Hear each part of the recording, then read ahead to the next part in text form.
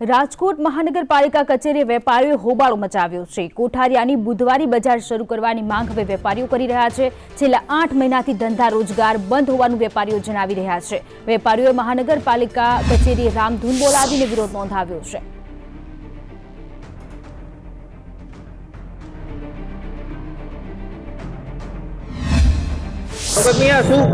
રજૂઆત કરવા માટે આવ્યા અમે એ રજૂઆત કરવા આવ્યા છે કે બુધવારની બજારમાં અમને મ્યુનિસિપાલિટીએ જે વોકર ઝોન આપ્યું છે એમાં અમને પાસે લાયસન્સ છે, લાયસન્સના પૈસા બી ભરી છીએ, પણ અત્યારે પ્રોબ્લેમ એ કે એ અત્યારે એમ કહે છે કે એક પલંગમાં ધંધો કરો ને 500 રૂપિયા મહિના અમે ભરી છીએ ભરવાના, પણ એક પલંગની અંદર ધંધો કોઈનો થાય નહીં।